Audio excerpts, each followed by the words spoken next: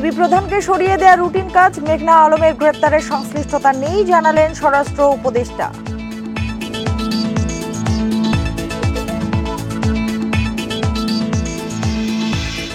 রাজুকের plot দুর্নীতি মামলায় হাসিনা জয় সহ ২৯ জনের বিরুদ্ধে পরোয়ানা, আদালতে দুদকের অভিযোগপত্র।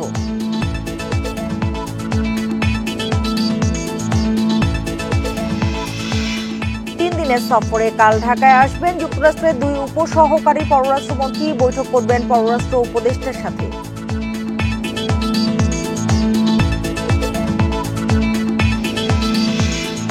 ভরা মৌসুমেও ৩ দিনের ব্যবধানে পেঁয়াজের দাম কেজিতে বেড়েছে ১০ থেকে ১৫ টাকা, মান ভেদে বিক্রি হচ্ছে ৫০ থেকে ৬৫ টাকায়।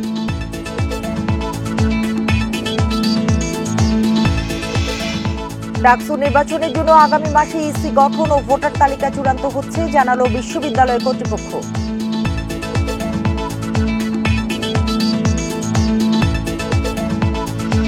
বান্ডেল থাকলে প্রতি সেনমানিতে টাকা বাঁচবে। বিকাশ সেনমানি বান্ডেল কিনে জিতুন প্রতি লেনদেনে। আমন্ত্রণ বিরতিহীন সংবাদ দুপুরে আপনাদের সঙ্গে আছে আমি সুমনা সিমি। এতক্ষণ জানাচ্ছিলাম শিরোনামগুলো, এবার জানাবো পুরো খবর। ডিবি প্রধানকে সরিয়ে দেওয়ার সাথে মডেল মেঘনা আলমের গ্রেপ্তারের সংশ্লিষ্টতা নেই বলে জানিয়েছেন স্বরাষ্ট্র উপদেষ্টা জাহাঙ্গীর আলম চৌধুরী। সকালে সচিবালয়ে আইন শৃঙ্খলা কমিটির কোর কমিটির সভা শেষে ব্রিফিংয়ে একথা বলেন তিনি। এ সময় সাংবাদিকদের এক প্রশ্নের জবাবে স্বরাষ্ট্র উপদেষ্টা বলেন, এটা রুটিন প্রক্রিয়া। এদিকে প্রথমবারের মতো জাতি, ধর্ম, বর্ণ নির্বিশেষে সবার অংশগ্রহণে চৈত্র সংক্রান্তি ও পহেলা বৈশাখ উদযাপন করেছেন। সবার সহযোগিতায় নিরাপত্তা বাহিনীও ভালোভাবে কাজ করতে পেরেছে বলে দাবি করেন তিনি। সাম্প্রতিক পুলিশের লোগো পরিবর্তনের বিষয়ে উপদেষ্টা বলেন, পর্যায়ক্রমে পুলিশের পোশাক ও লোগো পরিবর্তন কার্যক্রম হবে। এছাড়া জনগণ অন্তর্বর্তী সরকারকে ৫ বছর দেখতে চায়। স্বরাষ্ট্র উপদেষ্টার এমন মন্তব্য নিয়ে সাংবাদিকদের প্রশ্নের জবাবে তিনি বলেন, প্রধান উপদেষ্টা তো বলেই দিয়েছেন ডিসেম্বর থেকে জুনের মধ্যে নির্বাচন হবে, এরপর আমার কিছু বলার থাকে না।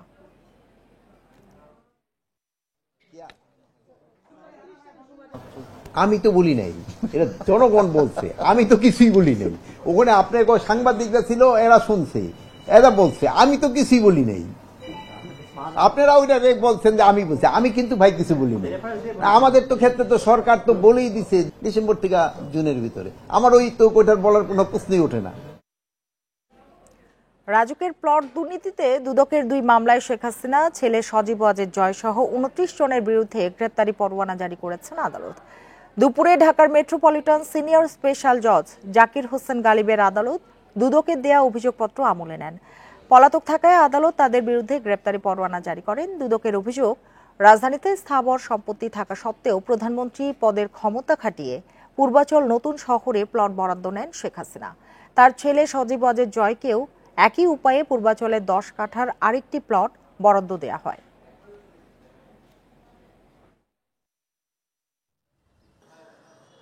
দশ কাঠা প্লট সে বেআইনিভাবে, আইন বহির্ভূতভাবে রাজুকের নিয়মকানুন না মেনে ক্ষমতা অপব্যবহার করে তারা তাদের নামে এই প্লট দুটি নিয়ে নেয় এবং দখল নেয় এবং রেজিস্ট্রি করেও নিয়ে নেয়। প্রধান উপদেষ্টা অধ্যাপক ডক্টর মোহাম্মদ ইউনূসের সঙ্গে কাল বৈঠকে বসছে বিএনপি। দুপুর ১২টায় যমুনায় এ বৈঠক হওয়ার কথা রয়েছে। বৈঠকে নির্বাচন নিয়ে যে ধোঁয়াশা সৃষ্টি হয়েছে বিভিন্ন মহলে, তা পরিষ্কার করার জন্য প্রধান উপদেষ্টার কাছে রোড ম্যাপ চাইবে বিএনপি। সম্প্রতি গুলশানে দলটির স্থায়ী কমিটির সদস্য সালাউদ্দিন আহমেদ এক সংবাদ সম্মেলনে জানান, বিএনপি মনে করে জুনের আগেই নির্বাচনের সব প্রস্তুতি সম্ভব। সংবিধানে রাষ্ট্র পরিচালনার মূল নীতিতে কিছু বিভ্রান্তি রয়েছে উল্লেখ করে তিনি বলেন, পঞ্চদশ সংশোধনীর পূর্বাবস্থা বহাল চায় বিএনপি, তবে ধর্ম নিরপেক্ষতা বাতিল নিয়ে কোনো প্রস্তাবনা দেয়নি দলটি। এটা নিয়ে ভুল ব্যাখ্যা দেওয়া হয়েছে বলেও দাবি তার। আলোচনা ও ঐক্যের মাধ্যমে নির্বাচনের রোডম্যাপ সহ সব সমস্যার সমাধান হবে বলে মন্তব্য করেছেন বিএনপি মহাসচিব মির্জা ফখরুল ইসলাম আলমগীর। সিঙ্গাপুরে চিকিৎসা শেষে সোমবার সন্ধ্যায় দেশে ফিরে শাহজালাল বিমানবন্দরে এই মন্তব্য করেন তিনি। বিমানবন্দরে দেশবাসীকে নববর্ষের শুভেচ্ছা জানিয়ে বিএনপি মহাসচিব বলেন, এবারের বৈশাখ অতীতের জঞ্জাল সরিয়ে এক নতুন বাংলাদেশ তৈরি করবে। গেল ৬ই এপ্রিল স্বাস্থ্য পরীক্ষার জন্য সিঙ্গাপুরে যান মির্জা ফখরুল ইসলাম আলমগীর ও তার স্ত্রী রাহাত আরা বেগম। ২০১৫ সালে কারাবন্দী অবস্থায় বিএনপি মহাসচিবের ক্যারোটিভ ধমনীতে ব্লক ধরা পড়লে মুক্তির পর সিঙ্গাপুরে গিয়ে চিকিৎসা করান তিনি। প্রতি বছরই তাকে পরীক্ষার জন্য সেখানে যেতে হয়।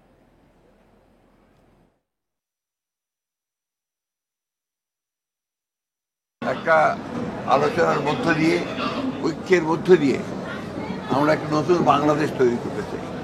নিঃসন্দেহে আমরা এটা আমাদের মধ্যে এই ঐক্য সম্ভব হবে এবং আমরা সফল হব। স্যার, নির্বাচনের সময় নিয়ে ডিসেম্বর থেকে জুন শিফটিং হচ্ছে, এই সমস্যার সমাধান।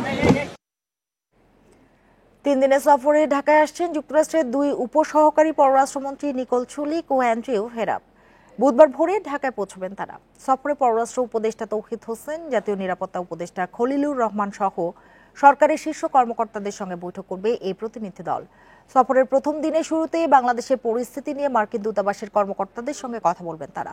এরপর পর্যায়ক্রমে বিএনপি, জামায়াতে ইসলামী সহ বিভিন্ন রাজনৈতিক দলের নেতা ও নাগরিক সমাজের প্রতিনিধিদের সঙ্গে মত বিনিময় করবেন। যুক্তরাষ্ট্রের প্রেসিডেন্ট ডোনাল্ড ট্রাম্প প্রশাসনের প্রথম প্রতিনিধি দলের এই সফরে বাংলাদেশের সংস্কার ও গণতান্ত্রিক উত্তরণ, ট্রাম্পের পাল্টা শুল্ক আরোপ, রোহিঙ্গা সংকটে সহায়তা এবং মিয়ানমারের পরিস্থিতি সহ নানা বিষয়ে আলোচনা করা হবে বলে পররাষ্ট্র মন্ত্রণালয়ের কর্মকর্তারা জানিয়েছেন। ডাকসু নির্বাচনের জন্য মে মাসে কমিশন গঠন ও ভোটার তালিকা চূড়ান্ত করা হবে বলে জানিয়েছে বিশ্ববিদ্যালয় কর্তৃপক্ষ। তবে নির্বাচনের তারিখ ঘোষণার বিষয়টি এখনও চূড়ান্ত করা হয়নি। বিশ্ববিদ্যালয়ের জনসংযোগ দপ্তরের এক বিজ্ঞপ্তিতে এ তথ্য জানানো হয়েছে। একটি সুষ্ঠু ও গ্রহণযোগ্য ডাকসু নির্বাচন সম্পাদনের জন্য বিশ্ববিদ্যালয় প্রশাসন গত ডিসেম্বর মাস থেকে বিভিন্ন অংশীজনদের সঙ্গে আলাপ আলোচনা করে। ইতিমধ্যে নির্বাচন সুষ্ঠুভাবে আয়োজনের জন্য পদক্ষেপ ও অগ্রগতি সংবলিত পথনকশা প্রকাশ করেছে বিশ্ববিদ্যালয় প্রশাসন। নির্বাচন কমিশন, রিটার্নিং কর্মকর্তা ও সহকারী রিটার্নিং কর্মকর্তার নিয়োগ সম্পন্ন হবে মে মাসের প্রথমার্ধে। একই মাসের মাঝামাঝি সময়ে প্রশাসনের সহযোগিতায় ভোটার তালিকা চূড়ান্ত করবে কমিশন।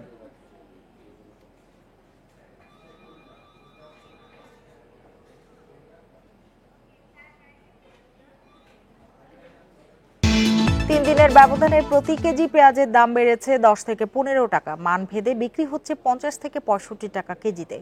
পেঁয়াজের মৌসুমে হঠাৎ করেই দাম বাড়ায় বিপাকে ভোক্তারা। রাজধানীর বিভিন্ন বাজারে শুক্রবার 40 থেকে 45 টাকা দামে বিক্রি হয়েছে, তবে পহেলা বৈশাখের পরে তা এখন বাড়তে শুরু করেছে। সামনে পেঁয়াজের দাম আরও বাড়তে পারে বলে শঙ্কা ব্যবসায়ীদের। পাইকারি পেঁয়াজ ব্যবসায়ীরা বলছেন আড়তে পেঁয়াজের সরবরাহ কম। তারা বলছেন এবার পেঁয়াজের মৌসুমে উৎপাদন কম হয়েছে। এছাড়া এই সময়ে অনেক চাষি পেঁয়াজ সংরক্ষণ করায় দাম বাড়ছে বলেও জানান তারা। আর পাইকারি বাজারে দামের প্রভাব খুচরা বাজারে এসেছে।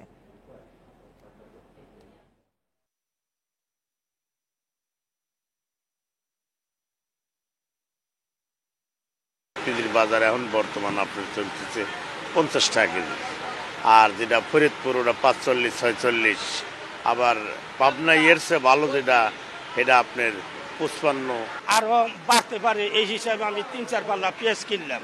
আগে সাথে কেজিতে অন্তত 10-12 টাকা করে বৃদ্ধি। কম উঠতেছে পেঁয়াজ, বেচতেছে না গৃহস্থেরা, তার জন্যই মানে খরিদ্দার বেশি, কাস্টমার বেশি, পেঁয়াজ কম উঠতেছে। একটা জিনিস পেঁয়াজ লাগে, আলু লাগে, রসুন লাগে, অন্য সবগুলো জিনিসে যদি এরকম বাড়তে থাকে তাহলে তো আমাদের জন্য কষ্ট করতো। দাম ভালো এটি রাখি পেঁয়াজ, আলি পেঁয়াজ তো এটি রাখার জন্য বিরজ চাঙের উপরে রাখতেছে, এই কারণে দাম বাড়তি। এ নিয়ে আরো জানাতে ফরিদপুর থেকে আমাদের সাথে যোগ দিয়েছেন সহকর্মী এস.এম. মাসুদুর রহমান। মাসুদুর রহমান, হঠাৎ করে দাম বাড়ার কারণ কি বলছেন ব্যবসায়ীরা?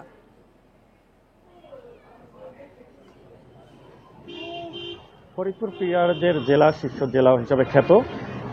এখন পেঁয়াজের ভরা মৌসুম। মাঠ থেকে সমস্ত কৃষক তাদের পেঁয়াজ উত্তোলন করেছে। উত্তোলন করার পরে গত এক সপ্তাহ আগে যে পেঁয়াজ ছিল 1100 থেকে 1200 টাকা মন, আজকের বাজারে সেই পেঁয়াজ 1800 থেকে 1900 টাকা মনে বিক্রি হচ্ছে।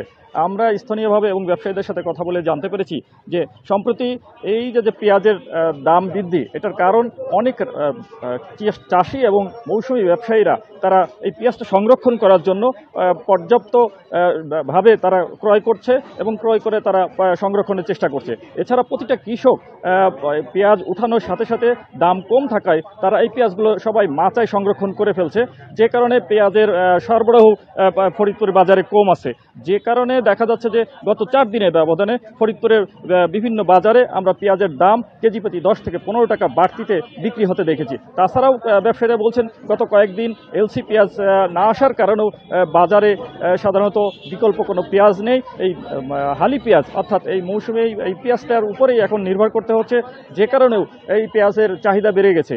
পাশাপাশি আমরা খোঁজ নিয়ে দেখেছি প্রতিটা চাষি তাদের যে উৎপাদিত পেঁয়াজ সেগুলো মজুদের জন্য তারা ঘরে মাচাই করে সংরক্ষণ করছে, বিকল্প বিভিন্ন পদ্ধতিতে তারা সংরক্ষণ করছে। ইতিমধ্যে তারা ওই একটু ভালো দামের আশায় কিছুদিন পরে হয়তো তারা বিক্রি করবে বলে বাজারে পেঁয়াজের কিছুটা ঘাটতি রয়েছে। আর প্রত্যেক ব্যবসায়ী সংরক্ষণ করার জন্য তারা প্রচুর ভাবেই ক্রয় করার কারণে দামটা ওঠানামা করছে। আর ব্যবসায়ীরা বলছেন হয়তো এই অবস্থা হয়তো 10 দিন থেকে 15 দিন পরে আবার স্বাভাবিক হতে পারে, কারণ তখন আবার কিছু পেঁয়াজ হয়তো বাজারে যখন আসা শুরু হবে বা এলসি পেঁয়াজ আসা শুরু হলে পেঁয়াজের দামের এই বাড়তি প্রভাবটা কমে আসবে। আমি একটু তথ্য দিয়ে রাখি, ফরিদপুর জেলার এবছর 40,000 হেক্টর জমিতে পেঁয়াজের আবাদ হয়েছে, যেখান থেকে 5,40,000 মেট্রিক টন পেঁয়াজ উৎপাদিত হবে বলে আশা করছে কৃষি বিভাগ। আর ঘাটতি মোকাবেলার জন্য এখন কোনোভাবেই ঘাটতি থাকার কথা না, শুধুমাত্র সংরক্ষণকারীরা প্রচুর ভাবে তারা ব্যাপকভাবে তারা পেঁয়াজ ক্রয় করার কারণে বাজারে একটু অস্থির অবস্থা তৈরি হয়েছে। হয়তো আর এই সংরক্ষণকারীরা পেঁয়াজটা ক্রয় করার পরেই হয়তো পেঁয়াজ আবার স্বাভাবিক হবে বলছে অনেক ব্যবসায়ী। এই ছিল আমাদের ফরিদপুরে থেকে পেঁয়াজের সর্বশেষ অবস্থা। ফরিদপুর থেকে পেঁয়াজের দাম নিয়ে জানাচ্ছিলেন সহকর্মী মাসুদুর রহমান। দেশের সব বিভাগে বজ্রসহ বৃষ্টি হতে পারে বলে জানিয়েছে আবহাওয়া অফিস, সেই সঙ্গে কোথাও কোথাও শিলাবৃষ্টিও হতে পারে। আবহাওয়া অধিদপ্তর জানিয়েছে অন্যান্য বছরের তুলনায় এবছর আবহাওয়া কিছুটা স্বস্তিদায়ক। বছরের উষ্ণতম মাস হলেও এবছর এপ্রিলে কোনো তীব্র তাপপ্রবাহ দেখা যায়নি বলছে আবহাওয়া অফিস। আগামী শুক্রবার পর্যন্ত ঢাকা ও আশপাশের এলাকায় বৃষ্টিপাত শুরু হবে। এছাড়া ঢাকা টাঙ্গাইল সহ দেশের 12 জেলার ওপর দিয়ে মৃদু তাপপ্রবাহ বয়ে যাচ্ছে। তবে সারা দেশে দিন ও রাতে তাপমাত্রা কিছুটা কমতে পারে। এদিকে গত 24 ঘন্টায় সবচেয়ে বেশি তাপমাত্রা রেকর্ড হয়েছে সীতাকুণ্ডে 37.5 ডিগ্রি সেলসিয়াস, আর সবচেয়ে কম তাপমাত্রা ছিল টাঙ্গাইলে 20.7 ডিগ্রি। গত 24 ঘন্টায় সবচেয়ে বেশি বৃষ্টিপাত হয়েছে কুতুবদিয়ায় 40 মিলিমিটার। 25 তারিখ পর্যন্ত মোটামুটি আমাদের তাপমাত্রা সহনশীল অবস্থায় থাকতে পারে। আর আগামী শুক্রবারের কাছাকাছি সারা দেশে একটা ভালো বৃষ্টির সম্ভাবনা আছে, যদিও প্রত্যেকটা দিন থেমে থেমে কিছু বৃষ্টি হতে পারে। আর শুক্রবারের কাছাকাছি গিয়ে সারা দেশে একটা ভালো বৃষ্টির সম্ভাবনা আছে। আর একটা হলো যে আমাদের এই বৃষ্টিটা বেশিরভাগ সারাদিন ব্যাপী কিংবা সারা রাত ব্যাপী এরকম হয় না, নির্দিষ্ট একটা সময় হয়। আমার বেশিরভাগ সময় দেখা যায় সেটা বৈশিষ্ট্য অনুসারে যে সন্ধ্যার কাছাকাছি সময় হয়তো কোথাও শুরু হয়। বিরূপ আবহাওয়ার কারণে দেশের বিভিন্ন জেলায় বোরো আবাদ ব্যাহত হচ্ছে, এতে ফসল বিভিন্ন রোগবালাইয়ে আক্রান্ত হচ্ছে। খরার কারণে অতিরিক্ত সেচের ব্যবস্থা সহ বাড়তি উৎপাদন খরচে চাপের মুখে কৃষক। খরায় শুকিয়ে যাচ্ছে ক্ষেত। ধান উৎপাদনের অন্যতম জেলা নওগাঁয় বোরো আবাদ পড়েছে হুমকির মুখে। অনেক এলাকায় নেমে গেছে পানির স্তর, এতে বেড়েছে সেচের খরচ। বাড়তি খরচ দিয়ে ধান উৎপাদন করে কতটুকু লাভ হবে তা নিয়ে দুশ্চিন্তায় কৃষক। এটা এখন বেশি লাগতেছে খরার কারণে, এতে আমাদের খরচের হারটা বেড়ে যাচ্ছে। বিগত দিনে আমরা 1500 টাকা বিঘা সিঁচেছিলাম, হয়তো এবার 2000 টাকা বিঘা লাগাইতে পারে। ফরিদপুরেও বোরো উৎপাদন ক্ষতিগ্রস্ত খরার মুখে। তাপপ্রবাহের কারণে হলুদ রং ধারণ করেছে ধানের গাছ, বেড়েছে চিটা হওয়ার আশঙ্কা। ধানের নিয়ম মতো পানি দেওয়া লাগতেছে, ঘন ঘন পানি দেওয়া লাগতেছে। পানি নিয়ম মতো না দিলে পরে ধানের ছিটে পড়ে যাবে বেশি বেশি। ওষুধ যখন দেবো, প্রতিদিন পানি যখন দেবো, খরচ তো বাড়তি হবে, তাই আমরা তো লসে পড়ে যাচ্ছি। মেহেরপুরে তাপমাত্রা থেকে ধান রক্ষা করতে একদিন পর পর সেচ দিচ্ছেন কৃষকরা, এতে উৎপাদন খরচ বেড়েছে তাদের। তাপমাত্রার কারণে ধান নষ্ট হওয়ারও আশঙ্কা দেখছেন তারা। লিয়ারে পানি পাইছে না, এই পানি এখন পানি উঠতে দেরি হয়েছে, ধান সময়তে পানি পাইছে, সময়তে পাইছে না। সুন্দর রোদের কারণে মাটি শুকিয়ে যাচ্ছে, আমাদের একদিন পর পর সেচ দেওয়া লাগছে। আমাদের যদি তাপমাত্রা যদি 2 ডিগ্রি বৃদ্ধি পায়, সেক্ষেত্রে আমরা চাষিদেরকে মাঠে পানি ধরে রাখার পরামর্শ দিচ্ছি এবং এই ব্যাপারে আমরা উপজেলা কৃষি অফিসারদের নির্দেশনা দিয়েছি, তারা যেন মাঠে প্রচারণা চালায় এবং কৃষককে এই ব্যাপারে পরামর্শ দেয়। লক্ষ্মীপুরে জমিতে সেচ দিয়েও কুলে উঠতে পারছেন না কৃষক। ধানে দেখা দিয়েছে বিভিন্ন রোগবালাই। Sadekur Rahman Siddiqui, independent news. খুলনা প্রকৌশল ও প্রযুক্তি বিশ্ববিদ্যালয় কুয়েটের সিন্ডিকেট সভায় 37 শিক্ষার্থীকে সাময়িক বহিষ্কার করার সিদ্ধান্ত হয়েছে। তবে গতরাতের এই সিদ্ধান্তকে প্রত্যাখ্যান করে বিক্ষোভ করছেন শিক্ষার্থীরা। আরও জানাতে কুয়েট থেকে যোগ দিয়েছেন সহকর্মী অভিজিৎ পাল। অভিজিৎ পাল, এই মুহূর্তে ক্যাম্পাসের পরিস্থিতি কি, আর যে 37 জন শিক্ষার্থীকে সাময়িক বহিষ্কার করা হয়েছে তাদের পরিচয় জানা গেছে কিনা, তারা কারা? 8 ফেব্রুয়ারি সংঘর্ষের পরে ছাত্রদের যে 6 দফা দাবি ছিল, সেই 6 দফা দাবি থেকে তারা সরে এসেছে। তারা এখন 1 দফা দাবিতে গিয়েছে। তারা কুয়েট উপাচার্যের একদম পদত্যাগ চেয়েছেন এবং নতুন উপাচার্যের আন্ডারে তারা নতুন করে এই পুরো ঘটনার নতুন করে তদন্ত দাবি করেছে। আর এখন অবশ্য বিক্ষুব্ধ শিক্ষার্থীরা তারা প্রত্যেকটি হলের, আবাসিক হলের তারা হচ্ছে যে তালা মারা রয়েছে, সেই তালাগুলো প্রশাসনের তালা, সেই তালা তারা খুলে ফেলছেন এবং খুলে তারা নিজেরা হলে প্রবেশ করছেন। এবং আপনি দেখতে পাচ্ছেন আমরা এখন দাঁড়িয়ে আছি ফজলুল হক হলের সামনে, এবং এই হলের সামনে এখন ছাত্রছাত্রীরা এসেছেন এবং তারা এই হলের প্রধান ফটকের যে তালা মারা ছিল সেই তালাটি এখন তারা ভেঙে ফেলবেন এবং ভেঙে তারা প্রবেশ করবেন। এর আগে তারা আরো 3টি হলের তালা এভাবে ভেঙেছেন এবং শিক্ষার্থীরা প্রবেশ করেছেন। আপনি এর কিছুক্ষণ আগে তারা প্রথমে মূলত দুপুর 1টার দিকে তারা বিক্ষোভ করে এবং সেই বিক্ষোভের পরে তারা প্রত্যেকটি বিভাগীয় ডিসিপ্লিনের প্রধানের কাছে যান এবং সেই বিভাগের শিক্ষকদেরকে তারা তাদের যে দাবি ছিল হলে প্রবেশ করা, সেই দাবির সাথে একাত্মতা প্রকাশ করার জন্য তারা আহ্বান জানান। এবং সেই দাবি শেষ করে তারা হচ্ছে যে ছাত্রদের যে ডিএসডব্লিউ যে ভবন রয়েছে সেই ভবনের নিচে এসে তারা তাদের 1 দফা দাবি জানায় এবং তারা জানান যে তারা এখন প্রত্যেকটি হলের, আবাসিক হলের যে তালা রয়েছে সেই তালাগুলো খুলে তারা সেখানে প্রবেশ করবেন। মূলত 18 ফেব্রুয়ারি শিক্ষার্থীদের যে সংঘর্ষ হয় সেই সংঘর্ষের পর থেকেই কিন্তু আসলে ছাত্ররা আন্দোলন চালিয়ে যাচ্ছিল 6 দফা দাবিতে, এবং তারপর 25 ফেব্রুয়ারি সিন্ডিকেটের সভায় আসলে পুরো কুয়েট ক্যাম্পাসের সমস্ত কার্যক্রম বন্ধ ঘোষণা করা হয় এবং সেই বন্ধ ঘোষণা করার পরে 13 এপ্রিল শিক্ষার্থীরা তারা হলে প্রবেশ করার জন্য আসলে ক্যাম্পাসে প্রবেশ করেন এবং গত 2 দিন ধরে তারা আন্দোলন চালিয়ে যাচ্ছিলেন। এর মধ্যেই গতকালকে সিন্ডিকেটের সভা হয়েছে এবং সেই সভাতে 37 জনকে তারা ইতিমধ্যে বহিষ্কার করেছেন, প্রশাসন সাময়িকভাবে বহিষ্কার করা হয়েছে এবং সেই বহিষ্কারের যে ঘোষণা সেই ঘোষণাকে বর্জন করে শিক্ষার্থীরা 1 দফা দাবি জানিয়েছেন। তারা বলছেন যে বর্তমান যে উপাচার্য রয়েছেন তাকে পদত্যাগ করতে হবে এবং এর পাশাপাশি নতুন যে উপাচার্য আসবেন তার আন্ডারে নতুন করে এই পুরো ঘটনার আবার তদন্ত করতে হবে এবং প্রত্যেকটি যে আবাসিক হল সেই আবাসিক হলগুলো তারা 1 দফা দাবি জানিয়েছে, সেটি নিয়ে বা এখন যে পরিস্থিতি সেটি নিয়ে বিশ্ববিদ্যালয় কর্তৃপক্ষ কোনো কথা বলেছে কিনা?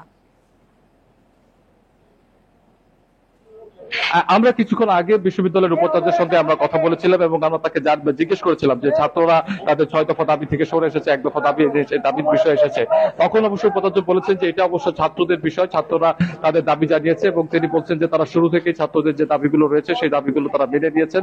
এখন যে সিদ্ধান্তগুলো বাস্তবায়ন হচ্ছে প্রশাসনের পক্ষ থেকে সেটি মূলত আসলে সিন্ডিকেটের সিদ্ধান্ত, অর্থাৎ সিন্ডিকেটের সিদ্ধান্তের বাইরে তিনিও কথা বলতে পারবেন না। আর হলে তালা ভেঙে প্রবেশ করার বিষয়ে তিনি বলেছেন যে এটি আসলে বেআইনি এবং তিনি ছাত্রদের অনুরোধ জানিয়েছেন যে তারা যেন এই ধরনের কার্যক্রম থেকে সরে আসে। কিন্তু আমরা তার কাছে আরো জিজ্ঞেস করেছিলাম যে গতকাল যে 37 জন শিক্ষার্থীকে সাময়িকভাবে বহিষ্কার করা হয়েছে তাদের নাম প্রকাশ করা কেন হচ্ছে না, বা এই বিষয়ে আসলে তার ছাত্রদের পক্ষ থেকে বলা হয়েছে যে যারা সকল ছাত্ররা সেই সংঘর্ষের ঘটনায় আহত হয়েছেন তারাও তাদের নামও আসলে এই বহিষ্কৃতদের তালিকায় রয়েছে, সেই বিষয়ে আসলে তাদের কোনো বক্তব্য আছে কিনা। তখন অবশ্য তিনি বলেছেন যে এটি আসলে প্রাথমিক তদন্তে আসলে যে 37 জন শিক্ষার্থীর নাম এসেছে তাদেরকেই বহিষ্কার করা হয়েছে এবং তিনি বলছেন যে এই তদন্ত শেষেই আসলে মূলত অন্য যে সাময়িকভাবে বহিষ্কার করা হয়েছে এখন আসলে মূলত শৃঙ্খলা কমিটির বাদ বাকি সিদ্ধান্ত নেবে এবং তাতে করে এই 37 জনের বিরুদ্ধে আসলে কি ধরনের ব্যবস্থা নেবে সেটি শৃঙ্খলা কমিটির উপর নির্ভর করছে। অতএব উপাচার্য জানিয়েছেন যে সিন্ডিকেটের সিদ্ধান্ত তিনি জানিয়েছেন, আসলে তার বাইরে আসলে তিনি তেমন কোনো কথা বলেননি। আর ছাত্রদের এই তালা ভাঙার বিষয়টিকে তিনি বেআইনি বলেছেন এবং তিনি ছাত্রদেরকে ধৈর্য ধারণ করতে বলেছেন এবং বলেছেন যে প্রশাসনের সিদ্ধান্ত অনুযায়ী পরবর্তী পরিস্থিতিতে ব্যবস্থা তারা এই ব্যবস্থা নেবে। কুয়েট থেকে কথা হচ্ছিল সহকর্মী অভিজিৎ পালের সাথে। নোয়াখালীর বেগমগঞ্জে মেলার নাগরদোলায় উঠিয়ে অন্তঃসত্ত্বা স্ত্রীকে ছুরিকাঘাতে হত্যা করেছে এক ব্যক্তি। এ ঘটনায় অভিযুক্ত সাকিব হোসেনকে আটক করেছে পুলিশ।